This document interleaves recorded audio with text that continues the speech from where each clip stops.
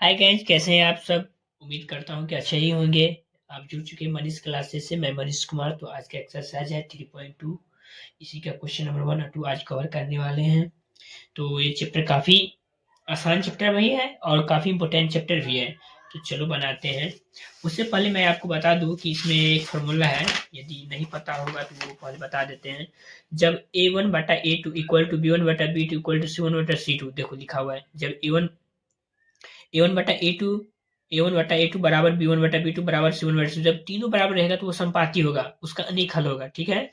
जब जब कोई बराबर नहीं होगा तीनों में से, तब होगा प्रतिच्छेद बल। इसका केवल एक हल रहेगा और यही से सारा सारा क्वेश्चन बनेगा, यही वाला फॉर्मूला से। जब एक बराबर होगा दूसरा बराबर नहीं होगा तो ऐसे कुछ समांतर रेखाएं का इसका कोई हल नहीं होगा। तो चलो बनाते हैं।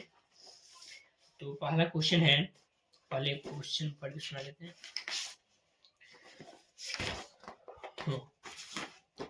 तो पहले पहला क्वेश्चन है कि निम्नलिखित समस्याओं को रैखिक समीकरण के युग्म बताइए और उनकी ग्राफीय विधि से हल कीजिए। तो पहला का पहला क्वेश्चन है कि कक्षा 10 के 10 विद्यार्थियों ने एक गणित की पहली प्रतियोगिता में भाग लिया। यदि लड़कों की संख्या से 4 अधिक है। बोल रहा है कि लड़की की जो संख्या है ना, कि लड़कों की संख्या से 4 अधिक है। टोटल है 10, उसी में मतलब लड़की की संख्या लड़कों की संख्या से 4 अधिक है। तो प्रतियोगिता में भाग लिए गए लड़कों और लड़कियों की संख्या ज्ञात कीजिए। तो चलो बनाते हैं। तो मान लिया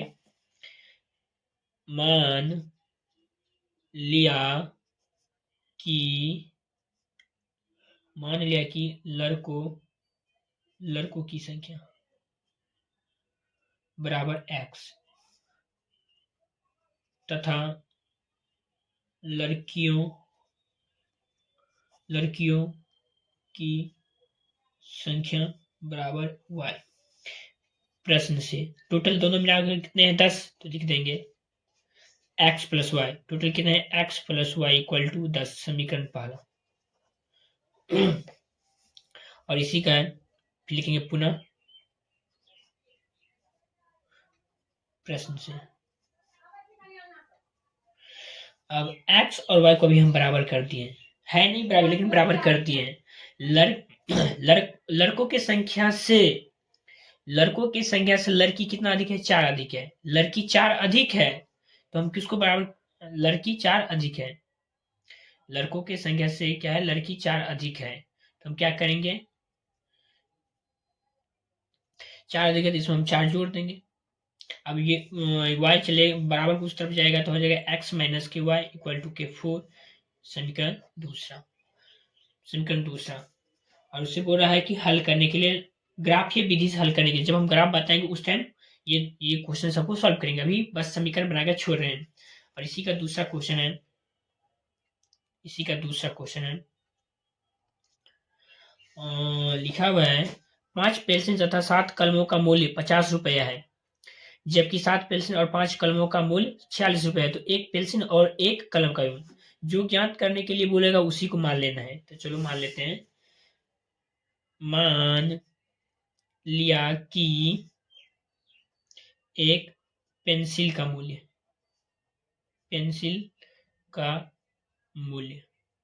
बराबर x रुपया, ठीक है।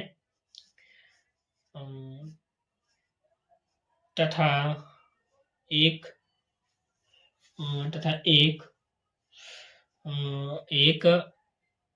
कलम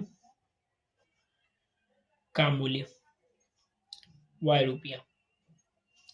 लिखेंगे प्रश्न से। पहला स्टेप में बोला है कि 5 पेंसिल तथा 7 कलम का मूल्य 50। तो एक पेंसिल का मान है x रुपया, तो 5 पेंसिल कितना हो जाएगा 5x प्लस 5x। एक कलम को माने y रुपया, तो 7 कलम कितना हो जाएगा 7y। टोटल इन्वेस्ट कितना रुपया करता है 50 रुपया। समीकरण फर्स्ट हो गया। और इसी का फिर लिखेंगे पुनः। फिर दूसरा बार में बोलता है कि 7 पेंसिल और 5 कलम। 7 पेंसिल तो 7 पेंसिल हो गया 7x प्लस के 5 कलम 5y इक्वल टू इन्वेस्टमेंट कितना करता है 40 रुपया करता है। समीकरण 2। तो ग्राफीय विधि से हल करेंगे। जब ग्राफ सीखेंगे तो उस टाइम हम ग्राफीय विधि से हल करेंगे। तो चलो अभी रहने दो। और इसी का दूसरा क्वेश्चन है 1 का 1 2 था वो हो गया। अब दूसरा क्वेश्चन बनाते हैं। तो दूसरा कौन जो फॉर्मूला भी दिखाए थे ना, उसी फॉर्मूला के यूज करके बनाना है। चेक करने के लिए बोलता है कि ये प्रतिच्छेदी है या संपाती है या समांतर है। संपाती होता है मतलब अनेक हल, समांतर मतलब होता है कोई हल नहीं, प्रतिच्छेदी मतलब होता है एक हल। जब जिसका जिसका तीनों बराबर होता है तो वो संपाती होता है, जिसका एक बराबर दूसरा बराबर नहीं होता तो वो समांतर होता है, और जिसमें कोई बराबर नहीं होता है तो वो प्रतिच्छेदी होता है, जिसका एक हल होता है। और हर क्वेश्चन प्रतिच्छेदी से ही बनेगा। चलो बनाते हैं, क्वेश्चन पहले दिखा देते हैं। लिखा हुआ है कि अनुपात ए वन बटा ए टू, बी वन बटा बी टू और सी वन बटा सी की तुलना ज्ञात कीजिए कि समीकरण द्वारा युग्म निरूपित रेखाएं एक बिंदु पर प्रतिच्छेद करती है, समांतर तथा अथवा संपाती है। पहला क्वेश्चन है, इसी का पहला है, लिख लेते हैं दूसरा के पहला क्वेश्चन। लिखा है 5x माइनस के 4y प्लस के लिखा हुआ है 8 बराबर 0 पहला हो गया। और इसी को 7x प्लस के 6y माइनस के 9 इक्वल टू 0। तो हल जब करेंगे तो लिखेंगे हल में, हल 5x माइनस के 4y इक्वल टू, ये इस तरफ जाएगा तो हो जाएगा माइनस के 8। हो गया समीकरण पहले से हम मान लेते पहला। और ये क्या हो गया 7x प्लस के 6y माइनस 9 को बराबर उस तरफ ले जाएंगे तो हो जाएगा प्लस में 9। ये हो गया समीकरण दूसरा। ठीक है, तो इसी में ये हो गया a1, ये हो गया b1 c1, a2 b2 c2। तो a1 क्या हो गया, a1 हो गया 5, b1 क्या हो गया माइनस के 4, c1 क्या हो गया, c1 हो गया है माइनस के 8। इसी तरह लिखेंगे, ये हो गया a मतलब a2 b2 c2। a2 हो गया है 7, b2 हो गया है प्लस के 6 और c2 हो गया है प्लस के 9। तो चलो लिखते हैं।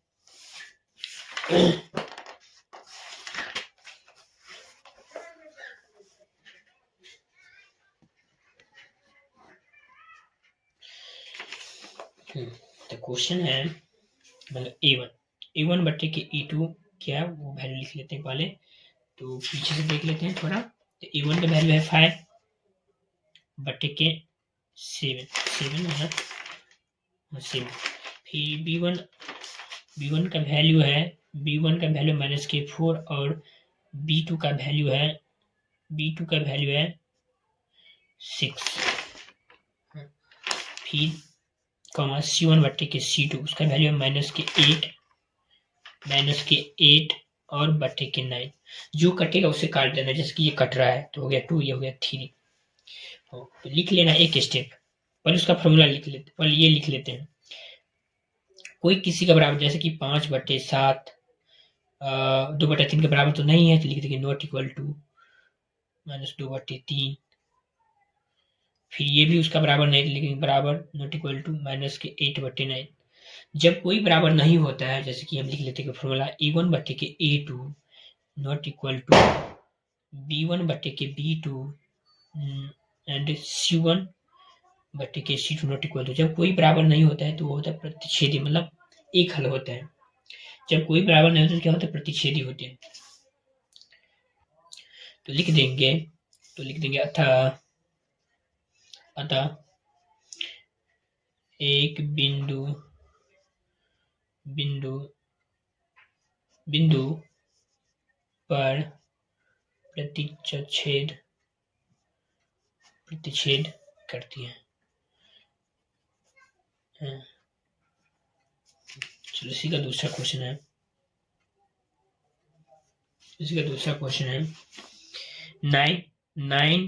9x प्लस 3y प्लस के 12 इक्वल टू 0, 18x प्लस के 6y प्लस के 24 इक्वल टू 0।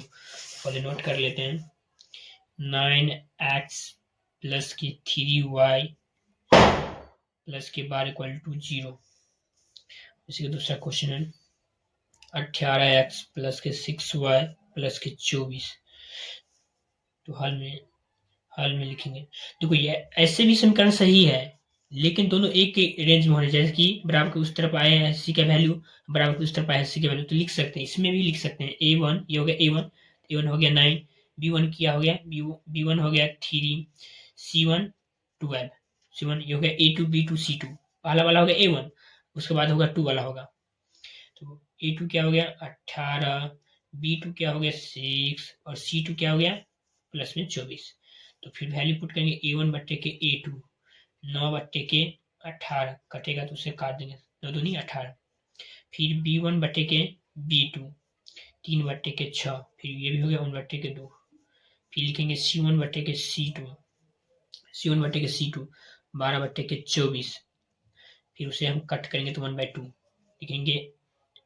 फिर लिख देंगे एक बार क्वेश्चन लिख देंगे A1 बराबर A1, ये भी A1 है, ये 1/2 है, ये भी 1/2 है, ये भी 1/2 है, लिख देंगे 1/2 बाई 1/2 इक्वल टू 1/2। जब A1 बट्टे के A2 बराबर B1 बट्टे के B2 बराबर C1 बट्टे के C2 होता है क्या होता है संपाती, लिख देंगे अतः सॉरी एक मिनट थोड़ा अतः लिख देंगे यह संपाती है, यह संपाती है, इसका अनेक हल होगा। तो इसी का तीसरा क्वेश्चन है,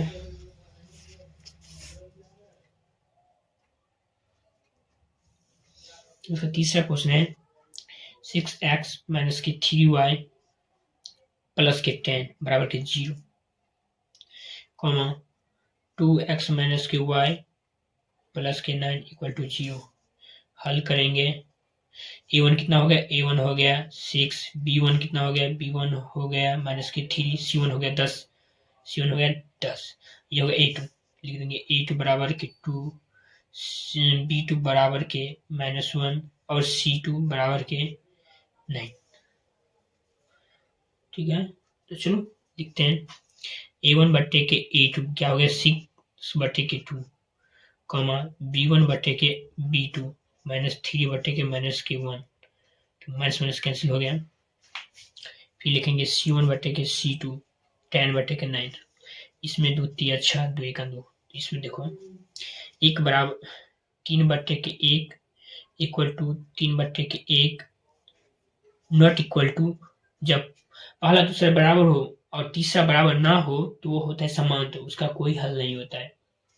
10 बट्टे के 9, चलो उसका फॉर्मूला लिख देते हैं, उसका फॉर्मूला लिख देते हैं क्या था ये क्वेश्चन में था, पहला वाला बराबर था तो a1 बट्टे के a2 इक्वल टू b1 बट्टे के b2 not equal to c1 बट्टे के c2, तो ये क्या होता है इसका फॉर्मूला, अतः यह समांतर है। तो क्वेश्चन नंबर 2 में 3 क्वेश्चन वो हो गया है और क्वेश्चन नंबर 3 भी वैसे ही है। तो एक स्टेप हम बता देते हैं, क्वेश्चन नंबर 3 थोड़ा हिंट दे देते हैं।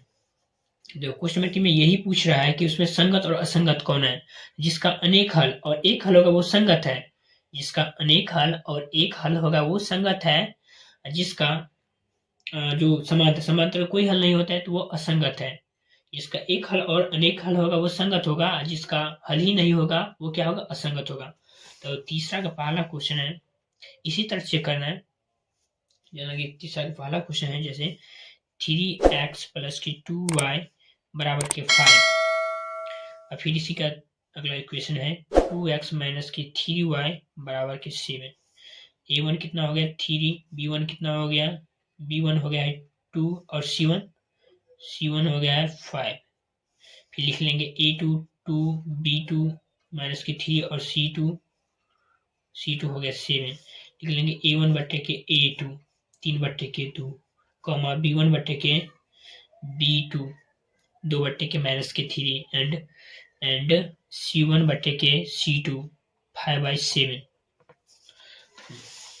कोई किसी से बराबर है नहीं है, बराबर है बराबर नहीं है बराबर, जब बराबर नहीं होता है तो लिख लेंगे 3/2 not equal to 2/-3 not equal to 5/7, और लिख देंगे a1 बट्टे के a2 not equal to b1 बट्टे के b2 not equal to c1 बट्टे के c2।